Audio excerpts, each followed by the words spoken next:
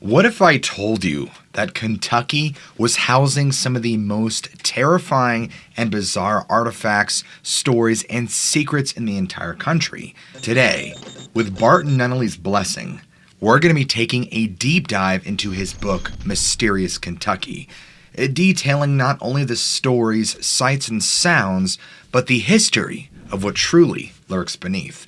But before we get into today's stories, be sure to go ahead and smack that like and subscribe button for content just like this and for me to get my voice back. Interest in the collection, categorization, and preservation of fossils in North America began right in Kentucky in 1739, with the discovery of mastodon and giant sloth remains in Boone County. A Frenchman by the name of Captain Charles, while on a return trip to Quebec, found huge bones, teeth, and tusks in a mirrored bog at a location aptly known as Big Bone Lick. He immediately changed his plans and set sail for France, where he presented his relics of American antiquity to King Louis XIII. They were placed on the king's own cabinet for exhibition, where they aroused so much interest of the day, not only in France but all throughout the whole of Europe, that another expedition was sent to Boone County in 1766 for an acquirement of a second collection. The very first important paper on the subject of vertebrate paleontology of Kentucky and North America was presented a year later to the Royal Society of London. After examination by one of its members, erudite naturalist Peter Collison, and many others soon followed. In London, the Kentucky fossils were examined by one Benjamin Franklin, who wrote down his own opinions concerning them on August 5, 1767. In 1801, newly elected President Thomas Jefferson penned his own descriptions of the extinct creatures found as fossils at Big Bone Lick, Kentucky, while seated at the White House. They were published in book format under the title Big Bones of Kentucky. In more recent times, the bluegrass state has continued to be fertile ground for discoveries of the fossilized remains of extinct Ice Age mammals, dozens of counties reporting scores of finds. A great portion of Ice Age fauna are well represented in the fossil record of the state. But what of the ancient peoples who once inhabited Kentucky? Who were they, and what were they like? Throughout the state can be found tens of thousands of artificial hills of dirt. These mounds are believed to be creations of the Native Americans and long held to have been constructed exclusively for the purpose of burying the dead. Though recent discoveries have shown this to be an erroneous assumption, the earthworks have been attributed to a mysterious culture known as the Adenas, or mound builders. They were an unusually tall people with large, rounded heads who had tamed the wilderness of Kentucky. They had wandered here for nearly 1,000 years. The Adena culture introduced farming and the creation of beautifully crafted vessels of pottery and clay. They are also presumed to be largely responsible for the creation of many of the mounds of immense size and enigmatic shapes that can be found within Commonwealth. However, consensus holds that only about half of the mounds that the Adenas left behind have anything to do with the actual burials of Adena dead. What the other half were used for and why they were built, however, still remains a matter of conjecture. The Adena folk were unusually tall and powerfully built. Women over 6 feet tall and men approaching heights of 7 feet have been discovered. It would seem that a band of strikingly different people of great presence and majesty had forced their way into the Ohio Valley from somewhere around 1000 BC. Mound builders of ancient America, Robert Silverberg. While the largest examples of both burial and effigy mounds are located in other states, Kentucky can lay claim to more than its share of these enigmatic earthworks. Unfortunately, as no artifacts of everyday life have been found in association with supposed Adena sites, almost nothing is known about the people themselves. Who they were, where they came from, what they called themselves, all unknown. It is commonly believed that this race was absorbed into the advancing Hopewell cultures over a period of time. However, others feel that the Adena people, for unknown reasons, seem to have disappeared as suddenly as they appeared, and where they went and what they became remains an archaeological mystery. After the Slack Farm incident took place in Union County in 1989, strict laws were passed making any attempts to expose the contents of these burial sites a felony, punishable with lengthy prison terms. But it was not always so. Tens of thousands of these mounds have fallen prey to looters of every type for generations. People from all walks of life eager to take advantage of the lucrative black market artifact trade, or perversely, out of admiration for the sheer craftsmanship of the artifacts contained within.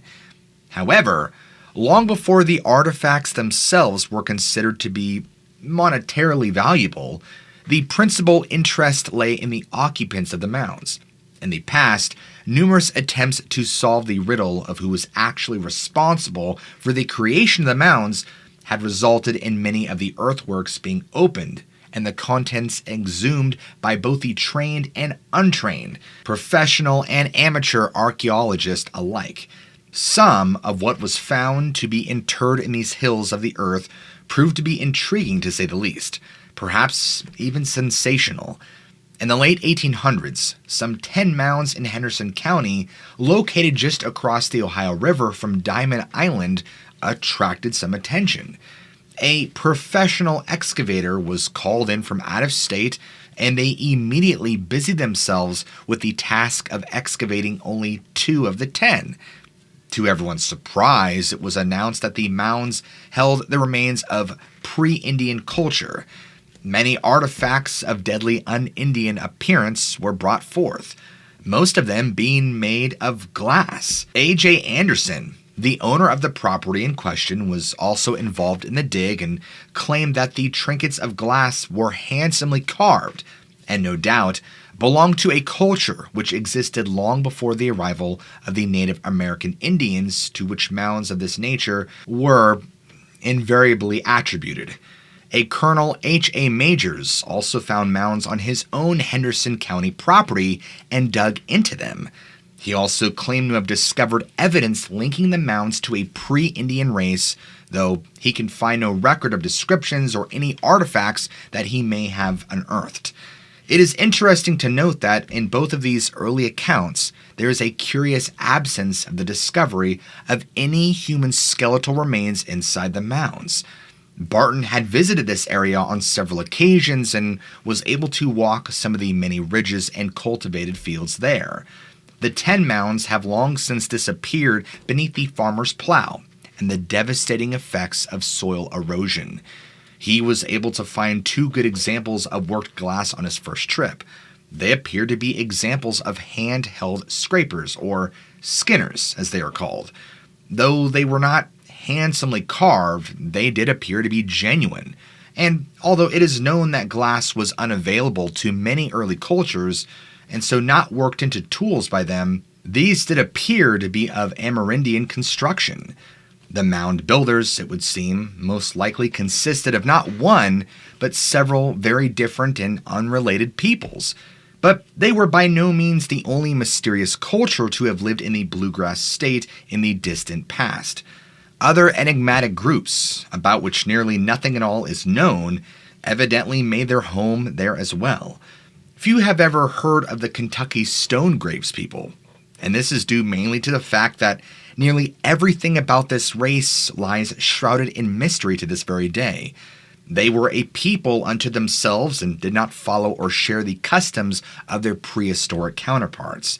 They did not burn their dead or bury them in mounds, but rather in shallow graves marked by massive head and heel stones.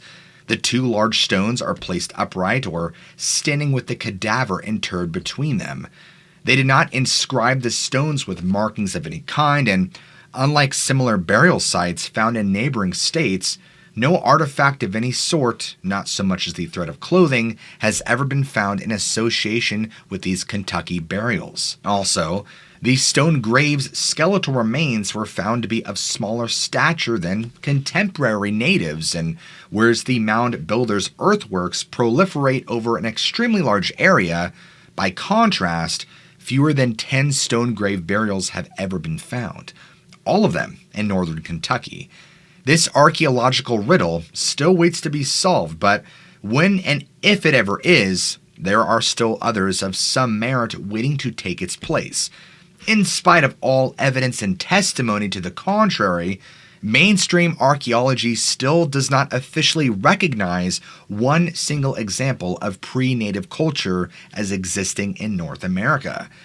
It has, for generations, been a commonly held scientific fact that neither humans nor their progenitors lived on this continent at all before the last great ice age, when much of the Earth's ocean water dramatically froze, becoming glaciers and causing tremendous drops in the sea levels around the globe, thus creating a natural land bridge of ice between Asia and the Americas. Many different species of prehistoric animals, including mammoths, then wandered across this bridge, soon followed by nomadic Stone Age hunters, the ancestors of today's Native Americans. No one knows why these intrepid adventurers decided to journey thousands of miles across a sea of fatally cold ice, or what they even expected to find on the other side.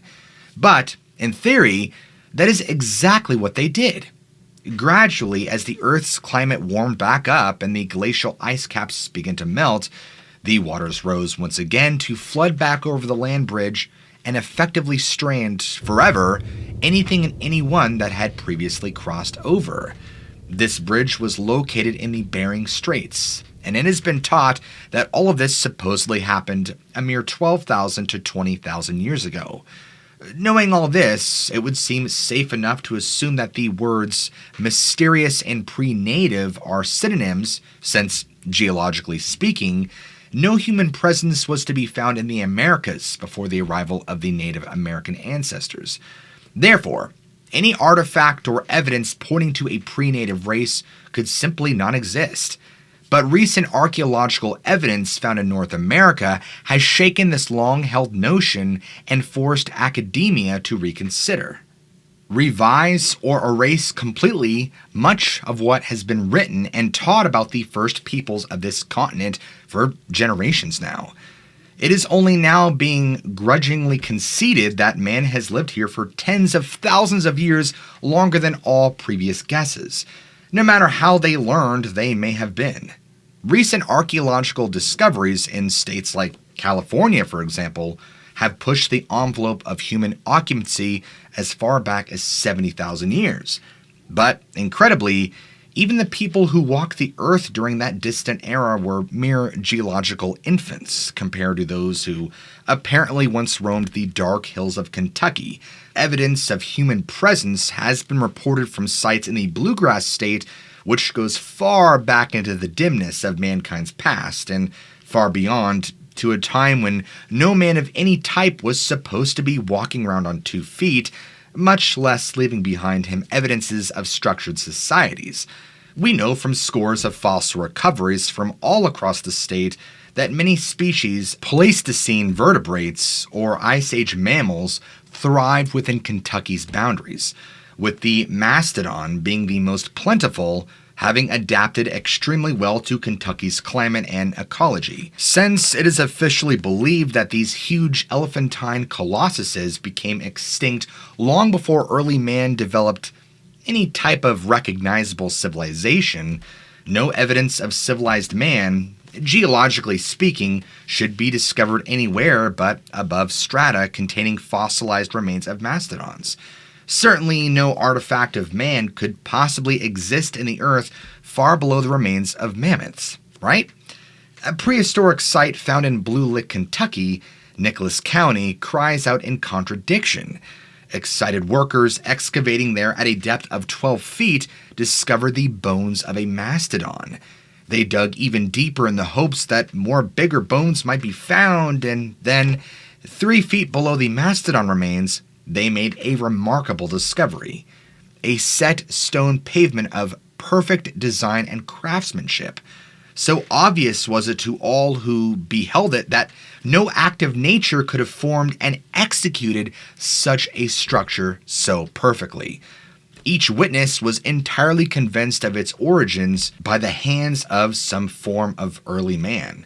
The wall seemed to continue into the hill in both directions, and even now has never been entirely excavated or adequately explained. Simple logic, however, cries out that man of some intelligent, wall-building sort was in this location long before the arrival of mastodons. And this is by no means the only example. If it were, it might be easy to dismiss this account as some type of freak of nature accident. In 1886, workmen quarrying rock on the Frankfort Pike, 1 mile from Frankfort, Kentucky, were astonished to find another such man-made wall of stone. This one encased in limestone 30 feet below the ground's surface. The massive wall, completely mortared and with well-dressed joints and seams, was described as being constructed with such skill that it would be greatly envied by the best stonemasons of the day. Since the formation of limestone takes millions of years, or so it's speculated, to complete, it would seem that this profession is a far older one than any historian has ever dreamed. Look, if the data that has been recorded in Kentucky is accurate, the implications are simply staggering. Another find, this one in Jackson County, Kentucky, in the previous year of 1885, had already caused quite an uproar in the scientific community.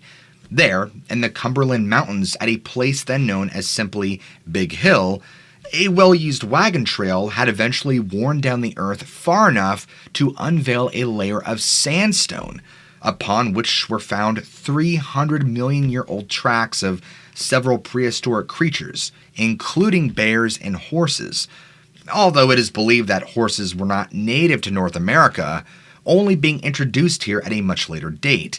The sensational aspect of this find, however, was the fact that alongside the animal prints were the clear impressions of 2 footprints of a human being.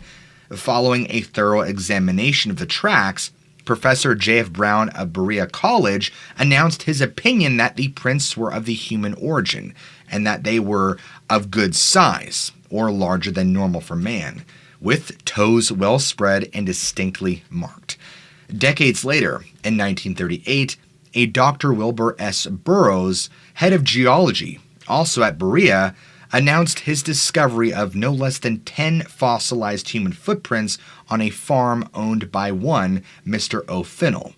The tracks measured 9.5 inches long by 6 inches wide across, and the toes with a stride of 18 inches. Photomicrographs and infrared photography revealed no signs of carving or pecking, such as the Native Americans were known to employ in the creation of petroglyphs. Also, a micro sand grain count revealed that the prints had been formed by the impact pressure which came directly from the feet that made them, actually rolling up the sand particles around the outer edges of the tracks. This effect was, to any native rock artist, completely impossible to duplicate. The rock formation upon which the tracks were impressed was reportedly 300 million years old. No further investigation was possible due to the prints' subsequent destruction by vandals, attempting to chip the prints free of the surrounding rock. Other examples of curious artifacts found in native mounds exist as well, such as the iron fork found in a prehistoric mound near Eddyville, Kentucky, in the summer of 1959. The announcement was made by a Dr. Douglas Schwartz, director of the Museum of Anthropology at the University of Kentucky. He and his group had unearthed the object, described as having 2 well-rusted tines and a bone handle, while excavating a prehistoric site in Lyon County. Also found within mere feet of the fork and in the same strata were a number of native skeletal remains, flint knives, projectile points, and pottery vessels. Using these artifacts, the site was dated to around 1200 BC. Schwartz, realizing that early Native Americans had possessed no utensils of worked iron and forks, they were certainly unknown to them. This offered his academic peers the only explanation he could think of as to the presence of the anomalous artifact. It was weak, he freely admitted, but his theory was that perhaps a wayward traveler might have dropped the fork into an ash pit at a much later date. This fanciful solution obviously created more questions than it was meant to answer, questions which went unasked. Incredibly, this explanation seemed to satisfy everyone involved, and the incident faded quickly from public attention. Simply put, the fork could not have been dropped down to the level at which it was found if dropped from the surface at a much later date. It is much more feasible that the natives obtained the object from members of a contemporary culture which had some knowledge of metallurgy and the ability to mine and work iron. Other anomalous artifacts found in Kentucky include coins, such as the ancient Hebrew coin found in 1952 by a Mr. Robert Fox from Park City, Kentucky. The coin was positively identified by Dr. Ralph Marcus, University of Chicago, a leading scholar of Hellenistic culture, as well as 3 other independent professional analysts, and dated at the year of AD 133. Other Hebrew coins of the same mintage were found in Pleasure Ridge Park, Kentucky, in 1940 and in Hopkinsville in 1950. A coin found by Mr. L.B. Redding while tending his garden in Lexington in 1928 turned out to be a 15th century Italian medallion dated back to 1446 AD. It might be considered only logical to ask, if creatures such as the Spotsville Monster and the Beast of LBL have been running around Kentucky for so long, wouldn't the natives have known about it? The answer is yes. Nearly all Native American tribes have their own oral histories regarding these dangerous, hairy man-beasts. Unfortunately, what they did not possess was a written language, but they did convey ideas using both petroglyphs, or rock carvings, and pictographs, which are essentially rock paintings. In Edmonson County, Kentucky, there is a place called the Asphalt Rock Site, where a series of 3 ancient rock shelters lie beneath the shadow of a line of cliffs overlooking the Green River.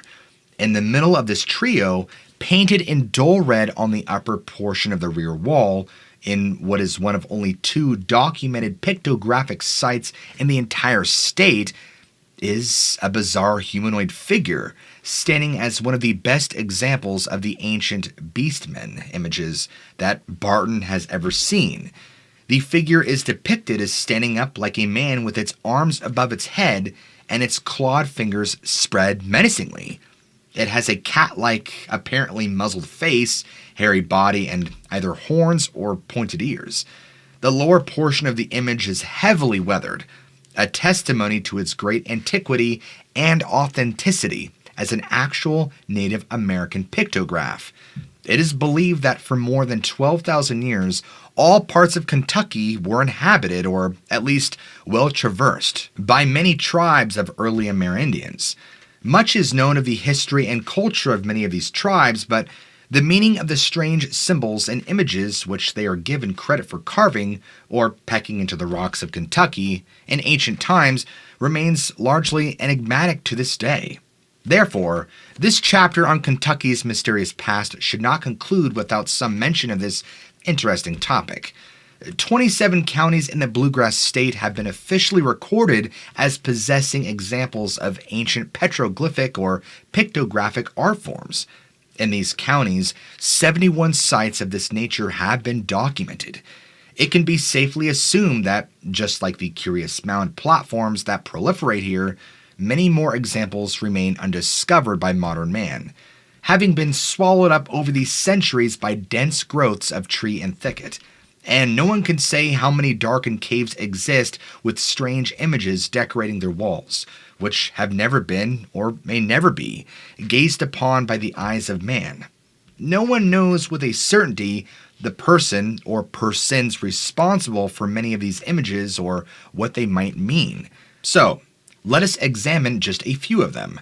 Though all are extremely interesting from an historical standpoint, some are particularly so.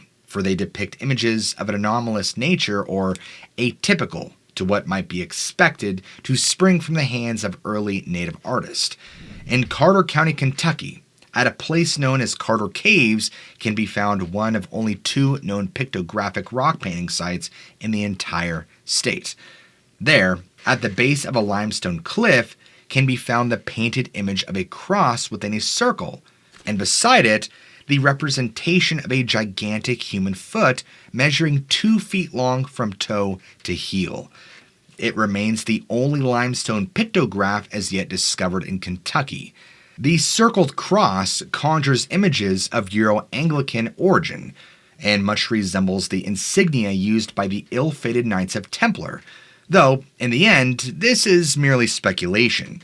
Who can guess as to the meaning of these gigantic footprint? Perhaps the images were meant to convey to the future generations that giant Europeans once lived or passed through the area. But then again, this might be accrediting this early culture with a simplicity to match even our own. Examples of petroglyphic sites which contain similar images of giant, seemingly human footprints abound within the state, but seem at odds regarding the number of toe digits that these images display. 4, 5, and even 6 digits are all represented in the carved images. A particularly interesting example of giant 4-toed footprints can be seen in Powell County, at the Ledford Hollow petroglyphic site. The 2 huge footprints, carved side by side, are portrayed with well-defined arches, which suggests to many of the usage of some type of shoe. The only other known pictographic site in the Bluegrass State can be found in Edmonson County, and the images depicted here are even more mysterious. They are located on a sandstone rock shelter, the middle of 3, at the base of a line of cliffs which overlook the lush and mysterious Green River Valley. Generations of zealous artifact hunters have extensively dug into the floor of the shelter, but, amazingly, not a single one of them has ever defaced the paintings which overtook the site from the upper portion of the back wall. There, painted in red and somewhat faded by the passage of many ages, is the image of a strange type of creature. Human-like, though not quite human, it sports 2 short pointed ears, or horns on the top of its head, and stands on 2 legs with its sharp talon raised on human-like arms above its head. It seems to be covered with hair or fur and has a most unusual cat-like face, no visible mouth. Unrecognizable symbols are also painted there alongside smaller, fainter representations of a raptorial bird with another puzzling and overlooked image below the horned creature. This one seems to show an animal of some type rearing up on the back of 2 of 4 short, thick legs. It has a long, slim tail and even a longer, slimmer neck, topped by a small, round head, and resembles, for all the world, nothing so much as a certain extinct type of dinosaur with which most are familiar. In Butler County, southeast of Reedyville, also within the shadow of the Green River, can be seen more bizarre images. The petroglyphs, or rock carvings, here lie along a small creek bank on an outcropping of sandstone known as the Caseyville Formation, and seem remarkably unnative. Some might even say alien. Again, the symbol of a cross within a circle is present, this time encased within a larger half circle positioned next to strange markings which resemble ancient runes or unknown letters. But the most interesting part of the Reedyville petroglyphs is the enigmatic human figure standing with outstretched arms upon a bisected circle surrounded by other circles. The figures appear to be helmeted and standing over a particular planet in deep space. At a petroglyphic site in Easthill County, we find even more otherworldly carvings. These seem to show, from antiquity, depictions of what modern-day Fordians would call classic gray aliens, allegedly from outer space. Here, alongside other boulders which contain human stick figures and fertility symbols, rests a large boulder bearing the petroglyphs of 3 large humanoid heads. They are bulbous and round, completely without hair, noses, and are depicted with large, round eyes. One head is completely circular, with rays of lines radiating from it like shafts of light. Yet, another Kentucky site, inscribed with human-like figures with big round heads, no hair, can be found in Livingston County. Who were these ancient artists and what were they trying to depict? The list goes on and on and on. In Madison County, there appear carvings of human or human-like stick figures with small heads and big round feet, which sport only 3 toes. Also depicted rather boldly is a raptorial bird, thunderbird perhaps, with a short tail and 4 toes. Powell County lays claim to a site containing 2 petroglyphs of large and unusual human-like footprints.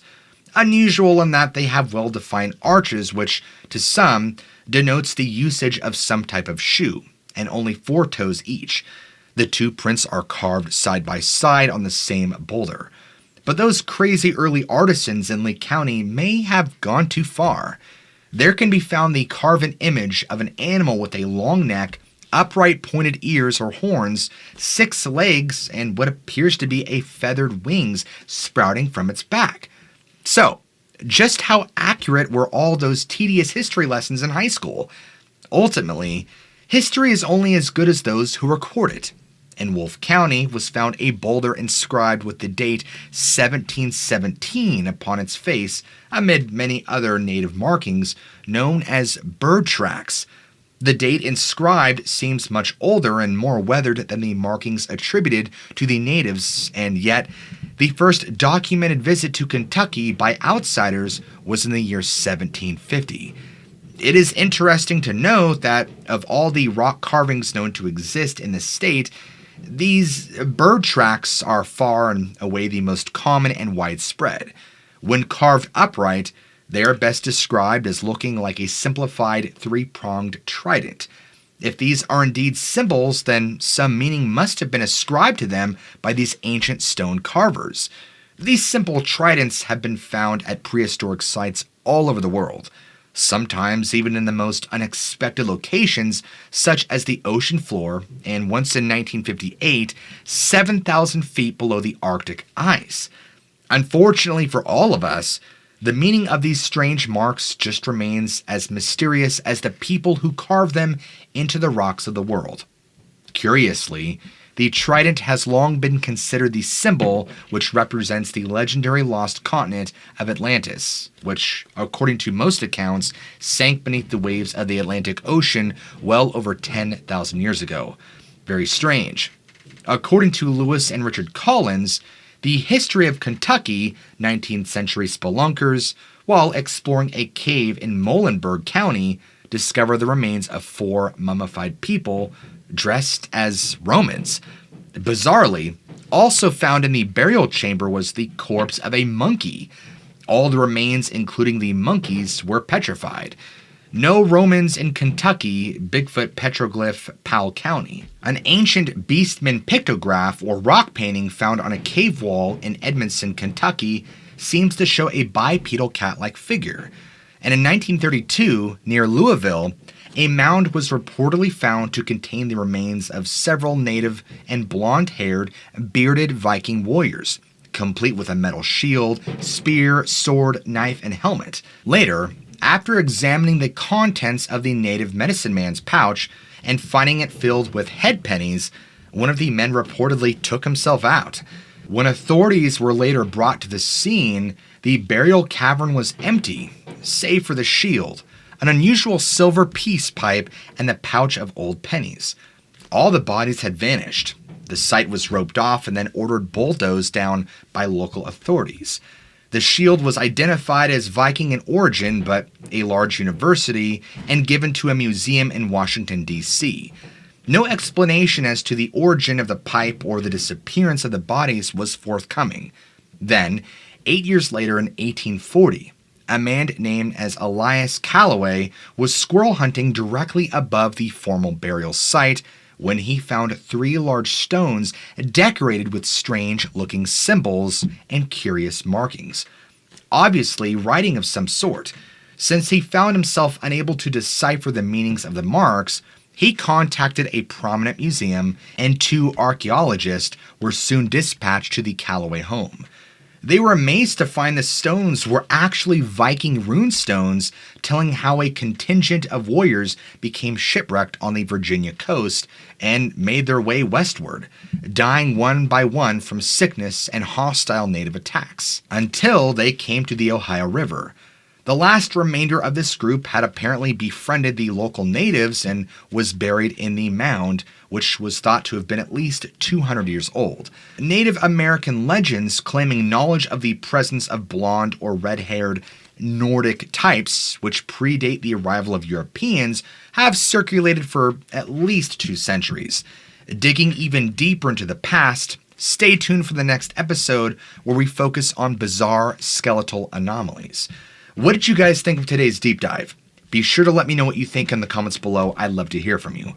Also, if you enjoy storytelling of the mysterious and supernatural, be sure to go ahead and smash that subscribe button. I love you all, keep an open mind, and I'll catch you guys in the next video.